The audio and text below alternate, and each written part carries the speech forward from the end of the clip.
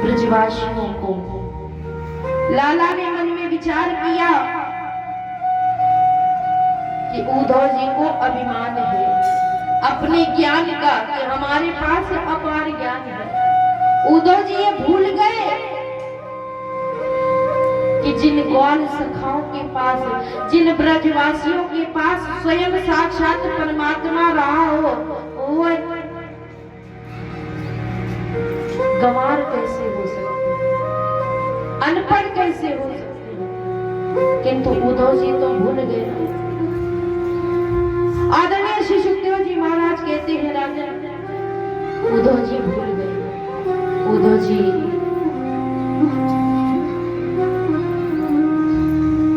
से कन्हैया कहते हैं कि तुम्हें लगता है अभिमान हो गया। मन में विचार करने लगे। उद्धव जी से कहा कि मैं चाहता हूँ कि तुम ब्रज होकर के आओ, मैं चाहता हूँ कि तुम ब्रज जाओ। उद्धव जी कहने लगे मेरा क्या कार्य है ब्रज जाने का। बोले जाना और मात्र 3 लोगों से मिलके आना। उद्धव जी कहते हैं जाना मात्र 3 लोगों से मिलके आना। कहने लगे किससे? कहने लगे मैया यशोदा से, दूसरा नंद बाबा से और तीसरा गोपियों से। इन तीनों से मिलके आना। कन्हैया ने जब ऐसा कहा, उद्धव जी कहते ठीक है चले जाएंगे। अब उद्धव जी जाने की तैयारी करने लगे। कन्हैया ने अपने वस्त्र दिए, मोर पंख दिया, बांसुरी दी। उद्धव जी कहते इसकी क्या आवश्यकता है, हम इसका क्या करेंगे, हम जैसे हैं वैसे ही जाएंगे। कन्हैया कहते हैं उद्धव तुम नहीं जानते हो, तुम यदि ऐसे गए ना तो बात तो दूर करने की बात रही, सारे ब्रजवासी तुम्हारी ओर निहारेंगे भी नहीं। बात करने की तो दूर रही, सारे ब्रजवासी तुम्हारी ओर निहारेंगे भी नहीं। इस प्रकार से आज कन्हैया जी उद्धव से कहते, उद्धव कहने लगे ठीक है। अब कन्हैया ने अपनी बांसुरी दे दी, कन्हैया ने मोर पंख दे दिया, अपने वस्त्र दे दिए और कहने लगे कि अब जाओ, जा करके ब्रजवासियों से मिलना और ज्यादा किसी से नहीं, केवल 3 लोगों से मिलके आना। ज्यादा किसी से नहीं, केवल 3 लोगों से मिलके आना। पहला मैया यशोदा, दूसरा नंद बाबा और तीसरी गोपियां। 3 लोगों से मिलके आना। अब उद्धव जी कहने लगे कि ठीक है, रथ में बैठे जाने लगे उद्धव जी। आदरणीय श्री सुखदेव जी महाराज कहते हैं, राजन चले मथुरा से जब कुछ दूर वृंदावन निकट आया। आज उद्धव जी वृंदावन में जा रहे हैं, मैया यशोदा से मिलने, नंद बाबा से मिलने, गोपियों से मिलने। आज उद्धव जी रथ में बैठे हैं और जा रहे हैं। चले मथुरा से जब कुछ दूर वृंदावन निकट आया, वहीं से प्रेम ने अपना अनोखा रंग दिखलाया।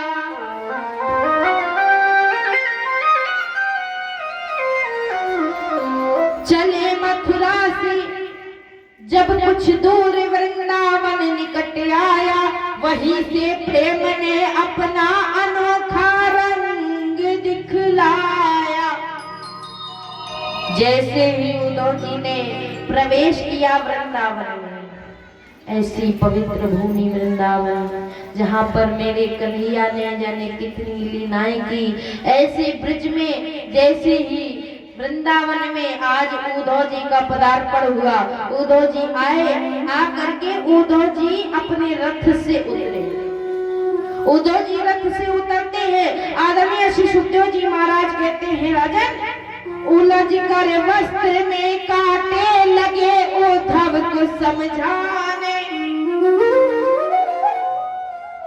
अब उद्धव जी ज्ञानी बन करके आए हैं और वृंदावन ब्रज भूमि प्रेम नगरी है। यहाँ पर ज्ञान नहीं चलता है, यहाँ पर तो प्रेमियों की जरूरत है। जिसके मन में प्रेम है वही वृंदावन जा सकता है। यदि आप ज्ञान लेकर के जाएंगे तो वृंदावन में कभी प्रवेश नहीं कर पाएंगे। प्रेमी बन करके जाओ, देखो प्रभु की लीला प्रत्यक्ष है। चले मथुरा से जब कुछ दूर वृंदावन निकट आया, वहीं से प्रेम ने अपना अनोखा रंग दिखलाया। उलझ कर वस्त्र में कांटे लगे उद्धव को समझाने। उद्धव जी का दुपट्टा कांटों के झुंड में फंस गया। उलझ कर वस्त्र में कांटे लगे उद्धव को समझाने। तुम्हारा ज्ञान पर्दा फाड़ देंगे प्रेम दीवाने। उद्धव जी ने जैसे ही अपने दुपट्टे को खींचा तो उद्धव जी का दुपट्टा फट गया। तो आज ये कांटे भी समझा रहे हैं उद्धव जी को कि अभी भी समय है, प्रेमी बन जाओ। अभी तो वृंदावन में ब्रज में आप पहुंचे ही हो, अभी ब्रजवासियों से मिले नहीं हो। अभी वक्त है, अभी समय है, प्रेमी बन जाओ, ज्ञानी मत बनो। उलझ कर वस्त्र में कांटे लगे उद्धव को समझा दे। तुम्हारा ज्ञान पर्दा फाड़ देंगे प्रेम दीवाने। अरे उद्धव, ये प्रेम की नगरी में आए हो, यहाँ ज्ञान नहीं चलेगा। ये तो प्रेम की नगरी है। और जिस प्रकार से कांटों में फंस करके तुम्हारा दुपट्टा फटा है ना, ऐसे ही इन प्रेमियों से वार्ता करोगे तो तुम्हारे ज्ञान पर्दे को ये फाड़ देंगे। चले मथुरा से जब कुछ दूर वृंदावन निकट आया, वहीं से प्रेम ने अपना अनोखा रंग दिखलाया। उलझ कर वस्त्र में कांटे लगे उद्धव को समझा दे। तुम्हारा ज्ञान पर्दा फाड़ देंगे प्रेम दीवाने। आज कांटे समझाने का प्रयास कर रहे हैं, यमुना नदी समझाने का, जल समझाने का प्रयास कर रही है, सभी समझाने का प्रयास कर रहे हैं उद्धव जी को। नदी यमुना की धारा शब्द हरिहर का सुनाती है। यमुना नदी की धारा से हरि का नाम निकल रहा है। एक एक शब्द में हरि का नाम आ रहा है। नदी यमुना की धारा शब्द हरिहर का सुनाती है। भ्रमर गुंजार से भी यही आवाज आती है। आज यमुना नदी का जल भी मानो ये समझाने का प्रयास कर रहा है कि ऐ उद्धव, अभी भी समय है, अभी समझ जाओ कि तुम जहाँ प्रवेश करने जा रहे हो, जिस प्रेम नगरी में जा रहे हो, इसमें प्रेम बरसता है। यहाँ ज्ञान नहीं चाहिए, यहाँ ज्ञान की जरूरत नहीं है, यहाँ प्रेम की आवश्यकता है। आप यहाँ प्रेमी बन करके नदी यमुना की धारा शब्द हरिहर का सुनाती है। भ्रमर गुंजार से भी यही आवाज आती है। क्या आवाज आ रही है कि है प्रेम जगत में सार, है प्रेम जगत में सार, और कुछ सार नहीं। मन कर ले हरि से प्यार, और कुछ सार नहीं। इस प्रकार से आज सभी उद्धव जी को समझाने का प्रयास कर रहे हैं। थोड़ा सा और आगे बढ़े तो वृक्ष की छांव के नीचे बैठे हैं उद्धव जी। थोड़ा सा विश्राम करने की इच्छा जागृत हुई तो वृक्ष के छांव के नीचे बैठे हैं तो मानो लता पताएं भी आज अपने शब्दों में कुछ कहना चाहते हैं। विटप झुक कर ये कहते हैं इधर आओ इधर आओ, विटप झुक कर ये कहते हैं इधर आओ इधर आओ। आज वृक्ष भी कुछ कहना चाहते हैं अपने शब्दों में। ये है भाव प्रेम नगरी का। विटप झुक कर ये कहते हैं इधर आओ इधर आओ। पपीहा कह रहा पी कहाँ ये भी तो बतलाओ।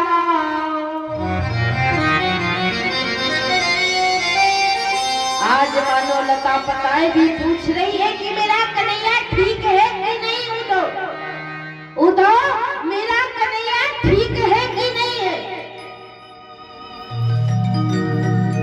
पशु पक्षी भी पूछ रहे हैं, सभी आज पूछ रहे हैं कि मेरा कन्हैया कैसा है, मेरा लाला कैसा है। कभी मेरा लाला इसी वृक्ष की छांव के नीचे, हमारी छांव के नीचे बैठा करता था, बांसुरी बजाया करता था। आज हमें अपने लाला की बड़ी याद आ रही है। विटप झुक कर ये कहते हैं इधर आओ इधर आओ। पपीहा कह रहा पी कहाँ ये भी तो बतलाओ।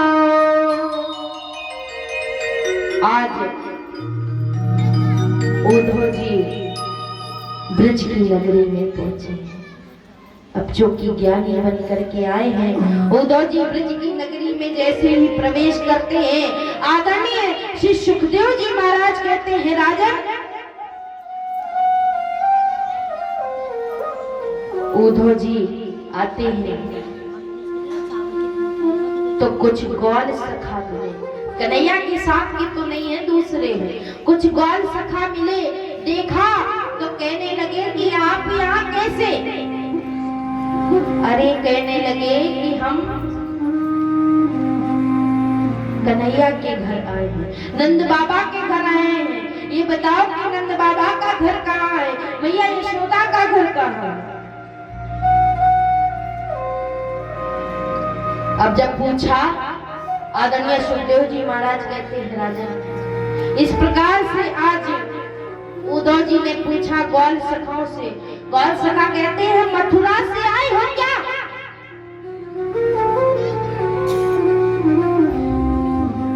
गौल सखा कहते हैं मथुरा से आए हो।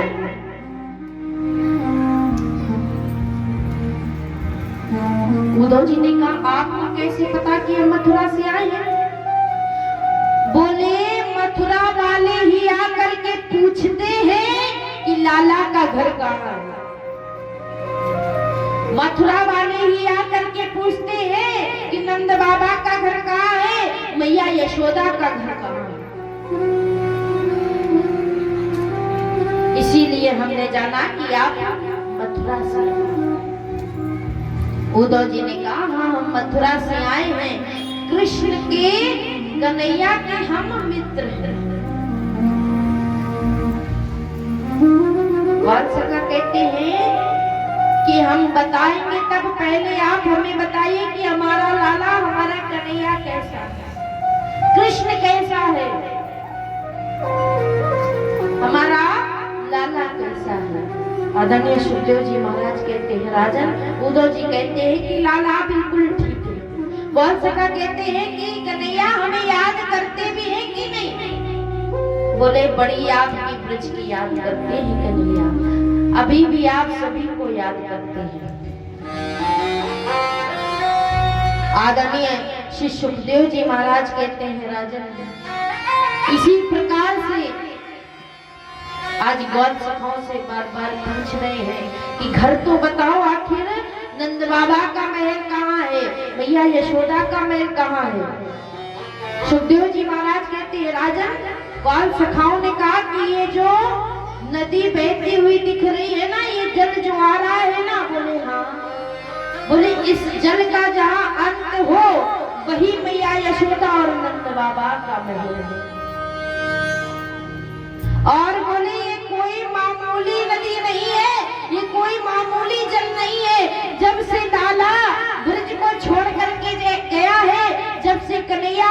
को छोड़ करके गया है, ये मैया यशोदा नंद बाबा के अश्रुधारा बह रही है।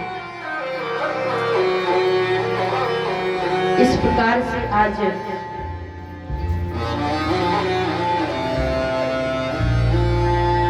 ग्वाल सखाओं ने उद्धव जी से कहा। उद्धव जी जाते हैं, जा करके उद्धव जी पहुंचे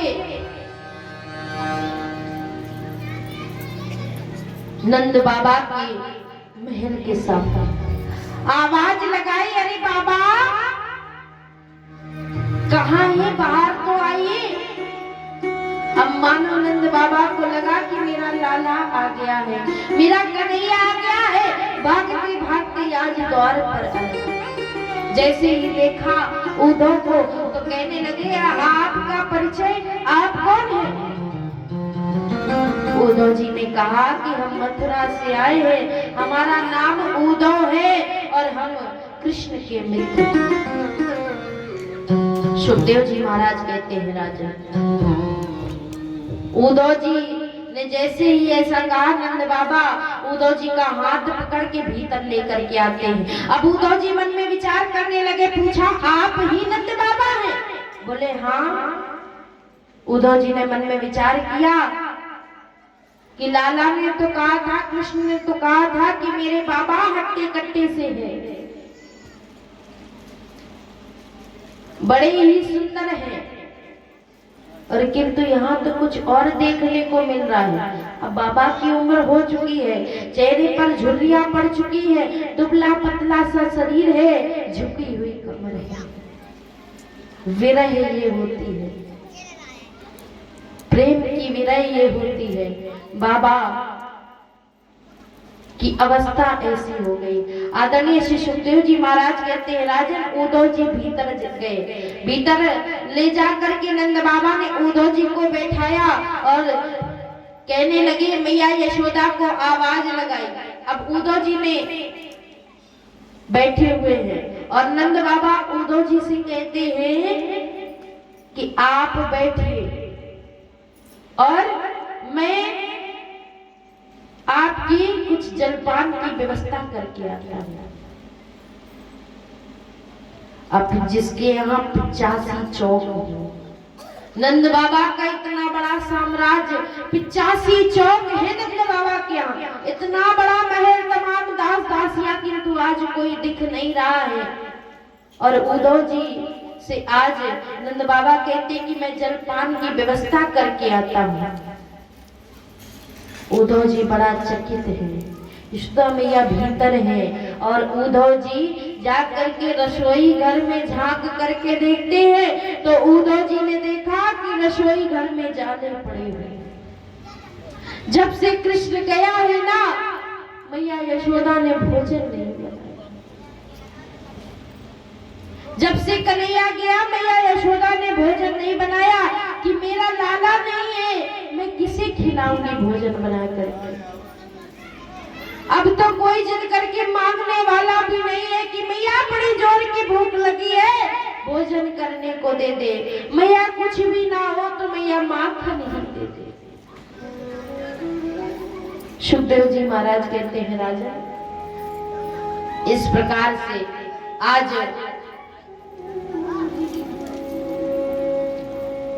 उद्धव जी मन में विचार कर रहे हैं कि इतना समय हो गया जब ब्रज छोड़ करके कन्हैया गए, तब से मैया यशोदा ने भोजन ही नहीं बनाया। मैया यशोदा भीतर है। मैया यशोदा के कान में थोड़ी सी झलक पड़ी। मैया यशोदा ने भीतर से कहा कि कौन हो? उद्धव जी ने कहा कि मैया हम हैं।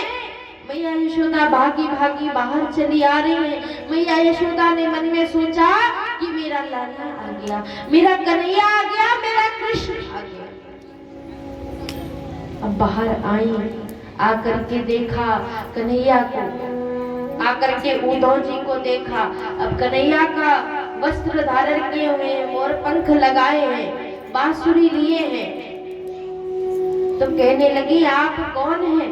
बोले हम कृष्ण के मित्र, हम कृष्ण के मित्र हैं, हमारा नाम उद्धव है।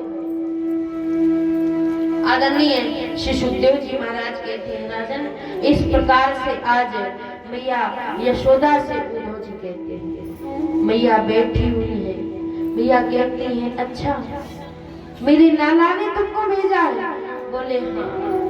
मैया बोली तो मेरा लाला तो हमें याद भी नहीं करता होगा, हमें तो भूल ही गया होगा मेरा लाला, हमारा तो कार्य था लाला को बड़ा करना और लाला तो हमें भूल ही गया होगा। इस प्रकार से मैया यशोदा कहती है। उद्धव जी कहते हैं कि ऐसा नहीं है मैया, लाला अभी भी आपको बड़ा याद करते हैं, लाला अभी भी आपको बड़ा याद करते हैं। मैया कहने लगी हमें तो नहीं लगता कि लाला याद करते हैं, यदि लाला याद करते होते ना तो हमसे मिलने ना आते क्या? लाला हमें याद नहीं करते, याद करते होते तो हमसे मिलने अवश्य आते। इस प्रकार से आज मैया यशोदा कहती है कि लाला हमें याद नहीं करते। नंद बाबा आए, आकर के बैठे, बोले बाकी तो सब ठीक है, ये बताओ मेरा लाला कैसा है, मेरा कृष्ण कैसा है, वे ठीक तो है ना? बोले हाँ कन्हैया बिल्कुल ठीक है और आप सभी को बड़ा याद करता है। आदरणीय सुखदेव जी महाराज कहते हैं राजन, कृष्ण याद करते हैं। ये सुन करके मैया यशोदा कहती है लाला याद नहीं करता होगा। बार बार मैया यशोदा एक ही बात कह रही है कि हमारा लाला हमें याद नहीं करता। सुखदेव जी महाराज कहते हैं राजन, इस प्रकार से जब बार बार कह रही है, उद्धव जी कहते मैया लाला आपको बड़ा याद करते हैं, कृष्ण आपको बड़ा याद करते हैं। एक दिन की बात है कि देवकी मैया ने 56 प्रकार के भोजन बनाए लाला के लिए। अब चूंकि जब कृष्ण कन्हैया जब देवकी मैया के पास गए तो देवकी मैया ने पूछा यशोदा मैया से कि यशोदा ये तो बताओ कि मेरा लाला खाने में क्या पसंद करता है, कैसे रहता है? मैया ने स्वभाव बताया था कि लाला बड़ा क्रीड़ा करता है, खेलता कूदता बहुत है और लाला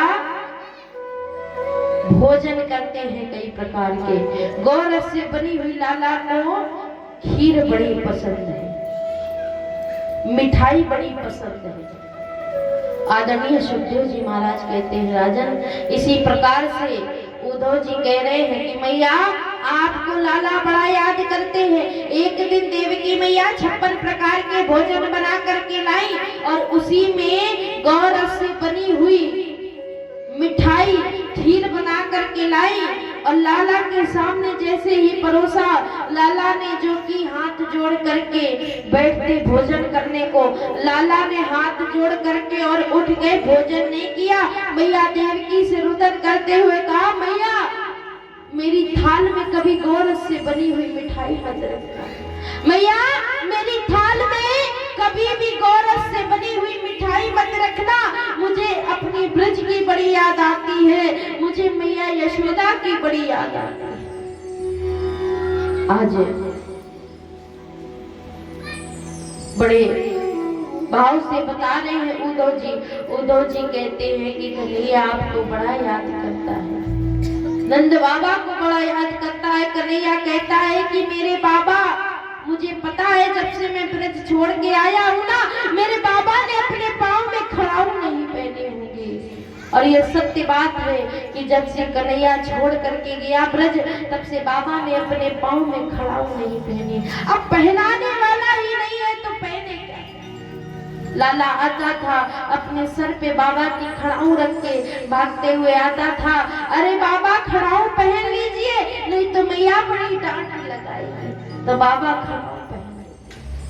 आदरणीय सुखदेव जी महाराज कहते हैं राजा, इस प्रकार से मैया यशोदा सुन रही है सारी बातों को और सुनते सुनते मैया यशोदा आज मूर्छा को प्राप्त हुई। मैया यशोदा मूर्छा को प्राप्त हो गई। मैया यशोदा को नंद बाबा भीतर जाकर लेटा करके आते हैं। शयन कक्ष में मैया यशोदा को लिटा करके आए और उद्धव जी से वार्ता करने लगे। उद्धव जी ने कहा कि मैया की ये ऐसी हालत कैसे? बोले जब से लाला गए हैं ना मैया पागल सी हो गई। जब से लाला गए हैं ना मैया पागल सी हो गई है।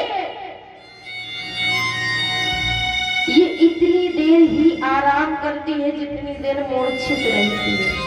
जैसे ही इसे होश आता है ना तो एक एक गोपी के घर में जाती है, जाकर के चीखती है, चिल्लाती है कि मेरे लाला को यदि भीतर बांध के रखा हो ना तो मेरे लाला को बाहर मुझे सौंप दो।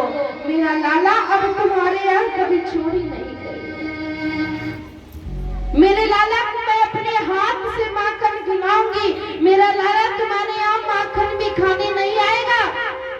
और यदि तुमने मेरे लाला को बांध के रखा हो ना अपने घर में तो मेरे लाला को छोड़, मेरे लाला को मुझे सौंप दो। इस प्रकार से मैया यशोदा पागलों की तरह लाला को खोजती है पूरे ब्रज में। नंद बाबा बैठे हुए हैं। अब पहली ज्ञान की सीढ़ी तो मैया से टूट गई कि मैया इतना प्रेम कर सकती है क्या? अरे जन्म तो दिया नहीं, पाला ही तो था, किंतु कहते हैं जन्म देने वाले से पालने वाला बड़ा है। उद्धव जी मन में विचार कर रहे, मैया ने जन्म तो दिया नहीं था, पाला ही तो था कृष्ण को, किंतु यादें इतनी है कन्हैया की, बाल लीलाएं कन्हैया ने इतनी की है। मैया यशोदा से जिद इतनी की है कि मैया माखन खाऊंगा तो अभी खाऊंगा और ताजा ही माखन चाहिए मुझे मैया। और मैया अपने लाला को ताजा माखन निकाल करके खिलाती। आज मैया सोच रही कि मैं माखन खिलाऊं तो खिलाऊं कैसे? मेरा लाला मेरा कृष्ण नहीं है, मैया माखन खिलाऊं। इस प्रकार से मैया यशोदा के द्वारा एक पहली ज्ञान की सीढ़ी टूट गई उद्धव जी। अब आदरणीय सुखदेव जी महाराज कहते हैं, राजन नंद बाबा बैठे हुए हैं, नंद बाबा से वार्ता करते हैं उद्धव जी। तो उद्धव जी ने नंद बाबा से कहा कि बाबा आप क्यों इतना परेशान हो रहे हैं? नंद बाबा बड़ा रुदन कर रहे हैं, फूट फूट करके रो रहे हैं कि मेरा कन्हैया हमें छोड़ करके चला गया। मेरे कन्हैया ने इसके बाद मुड़ के नहीं देखा कि आखिर ये बुढ़ा बाबा जीवित है भी कि नहीं है। मन तो नहीं दिया बाबा, एक बार भी मेरा कन्हैया पलट के नहीं देखा। इस प्रकार से आज नंद बाबा बड़ा रुदन कर रहे हैं। आदरणीय श्री सुखदेव जी महाराज कहते हैं, राजन नंद बाबा बड़ा ही रुदन कर रहे हैं। और उद्धव जी कहते हैं, बाबा आप क्यों इतना रुदन कर रहे हैं? आप नहीं जानते, अरे आपका जो लाला है ना, आपका जो कन्हैया है ना, वह तो परमात्मा है, वह तो प्रभु है, साक्षात परब्रह्म है, किसी का पुत्र नहीं है। वह किसी का पुत्र नहीं है, वह तो भगवान है, वह तो परमात्मा है। नंद बाबा कहते हैं, क्या कह रहे हो कि मेरा लाला भगवान है, मेरा लाला परमात्मा है। यदि मेरा लाला भगवान होता ना, मेरा लाला यदि परमात्मा होता ना, तो कभी जिद ना करता कि मैया मुझे गैया चराने जाना है। मैया से कभी ये ना कहता कि मैया तू यदि मेरा ये कार्य नहीं करेगी तो मैं आज से तेरा लाला नहीं, मैं नंद का छोरा कहलाऊंगा। ऐसा मेरा लाला न कहता। तुम कहते हो मेरा लाला भगवान, मेरा लाला यदि भगवान होता ना तो किसी के घर में जाकर के चोरी नहीं करता। भगवान चोरी थोड़ी नहीं करते हैं। मेरा लाला यदि भगवान होता तो किसी के घर में जाकर के चुरा करके माखन नहीं खाता, जबकि हमारे घर में कोई कमी नहीं है। इस प्रकार से नंद बाबा रुदन कर रहे हैं और तुम कहते हो कि मेरा लाला भगवान है। मैं नहीं मानता कि मेरा लाला भगवान है। उद्धव जी कहते हैं, अरे मान लीजिए बाबा, इतनी विनय ठीक नहीं है, अभी भी समय है। कि आपका लाला भगवान है तो आपको इस मोह माया से मुक्ति मिल जाएगी। पुत्र मोह में जो आप इतना परेशान है, इतना पीड़ित है, इससे आपको मुक्ति मिल जाएगी। अब नंद बाबा ने एक बात क्या कह दी, नंद बाबा कहने लगे तुम कहते हो कि मेरा लाला भगवान है, यदि मेरा लाला भगवान है ना, ठीक है, मैंने तुम्हारे कहने पर मान लिया कि मेरा लाला भगवान है, किंतु मैंने सुना है कि पुत्र तो कई माता पिता, वृद्ध माता पिता ऐसे हैं जिनके पुत्र छोड़ करके चले जाते हैं। ऐसे कई वृद्ध माता पिता हैं जिनके पुत्र उन्हें छोड़ करके चले जाते हैं, किंतु जब पुत्र नहीं रहता है ना साथ में, तो भगवान का साथ होता है। जब हमारा पुत्र हमारे साथ नहीं रहता तो हमें भगवान का साथ होता। और तुम कहते हो मेरा लाला भगवान है, तो ठीक है, मैंने मान लिया कि मेरा लाला भगवान है, तो मेरा तो पुत्र भी चला गया और भगवान भी चला गया। अब मैं किसके सहारे जीऊं? जब पुत्र नहीं होता तो भगवान का एकमात्र सहारा होता है कि मेरा भगवान है। और तुम कह रहे हो कि मेरा लाला भगवान है, यदि मेरा लाला भगवान है तो अब तो मेरे जीवन का कोई सार्थक ही नहीं रहा, मेरा जीना ही व्यर्थ है कि मेरा पुत्र भी मुझे छोड़ करके चला गया और मेरे भगवान भी मुझे छोड़ करके चले गए। इस प्रकार से आज दूसरी ज्ञान की सीढ़ी उद्धव जी की टूट गई। समझ में नहीं आ रहा कि क्या उत्तर दे नंद बाबा को। आदरणीय सुखदेव जी महाराज कहते हैं, राजन, अब नंद बाबा से मैया यशोदा से उद्धव जी मिल करके आते हैं। अब जंगल की ओर आए, वन में गोपियां बैठी हुई हैं, गोपियों के मध्य में एक छोटी सी राधा रानी बैठी हुई है।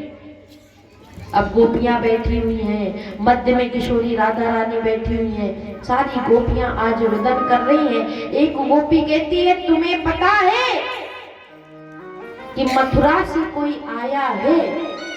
दूसरी कहती है कि मथुरा से कोई आया है, आखिर अब मथुरा वाले यहाँ क्या लेने आए हैं? गोपी ने कहा, आखिर अब मथुरा वाले यहाँ क्या लेने आए हैं? अब यहाँ क्या बचा है? एक ही तो था हमारा कृष्ण, हमारा कन्हैया, हमारा लाला, जिसे मथुरा वाले लेकर के चले गए। अब हमारे पास क्या बचा? अब यहाँ क्या लेने आए हैं? दूसरी गोपी कहती है,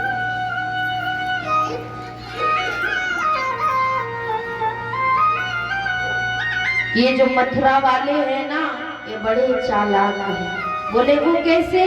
बोले तुम्हें नहीं पता कि कन्हैया ने कंस का अंत किया है, कंस की मृत्यु हो गई है, और कंस राक्षस था, तो राक्षस का जब श्राद्ध किया जाता है तो मांस परोसा जाता है। तो गोपी कहती है कि मथुरा वाले बड़े चालाक हैं कि मथुरा वालों ने किसी को यहाँ पर भेजा है कि जा करके ब्रज से मांस लेकर के आओ, क्योंकि ब्रजवासियों का मांस मीठा होगा, क्योंकि प्रेमी है ना, प्रेमियों का मांस बड़ा मीठा होता है, तो इसलिए ब्रजवासियों का मांस मीठा है, तो बड़े चालाक है, स्वाद का भी ध्यान रखा है, तो इसलिए ब्रज में भेजा है कि जा करके मांस लेकर के आओ। जानते हैं कि कृष्ण चला गया है तो सभी मृतक घूम रहे हैं, जितने भी ब्रजवासी हैं सभी मृतक घूम रहे हैं। इसलिए आज मथुरा से कोई आया है मांस लेने के लिए।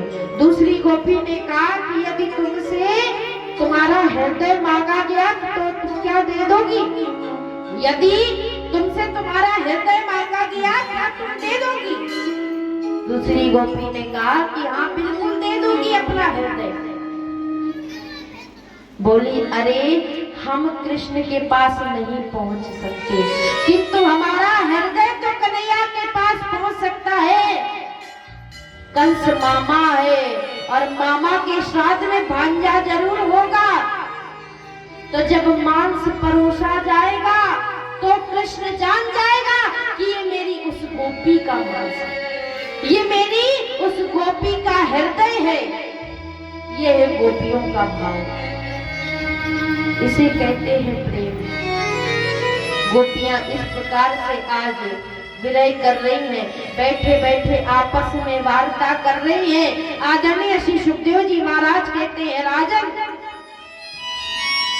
उद्धव जी वृक्ष की छांव के नीचे खड़े होकर के सारी वार्ता को सुन रहे हैं कि किस प्रकार से गोपियां वार्ता कर रही हैं। मध्य में किशोरी श्री राधा रानी जी बैठी हुई हैं, किंतु कुछ बोल नहीं रही है।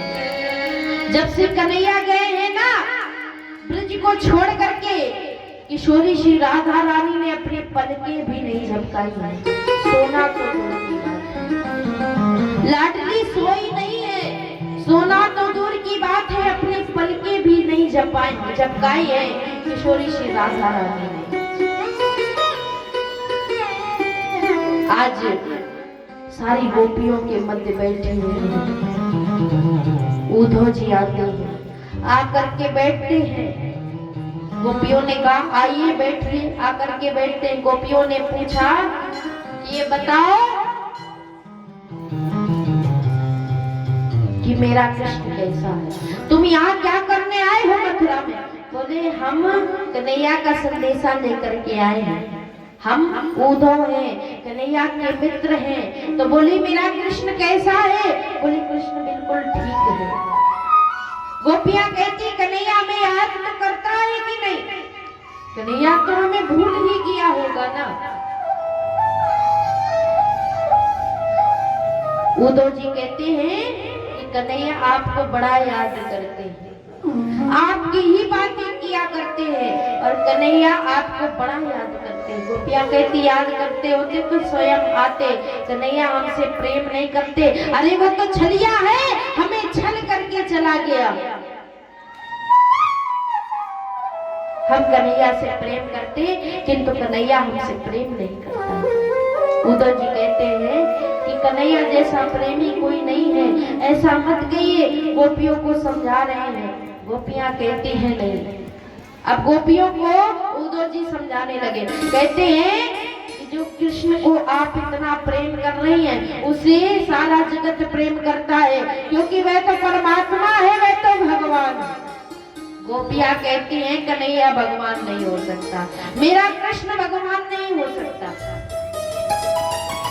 मेरा कन्हैया तो सिर्फ लाला है और हम अपने कन्हैया से बड़ा लाड करते हैं, बड़ा ही प्रेम करते हैं अपने कन्हैया से। इस प्रकार से आज गोपियां कहती हैं उद्धव जी से। अब उद्धव जी बार बार समझाने का प्रयास कर रहे हैं। गोपियां कहती हैं कि ऐसा मत कहो, आपके कहने से हम कृष्ण को भगवान नहीं मान लेंगे, ना ही कृष्ण को मंदिर में बिठा करके पूजने लगेंगे, वह सिर्फ मेरा प्रियतम है, भगवान नहीं हो सकता कन्हैया। इस प्रकार से गोपियां आज अपने भाव के साथ में समझा रही हैं कन्हैया को। आज गोपियां कन्हैया के लिए अपने भाव में समझा रही हैं उद्धव जी से और कह रही हैं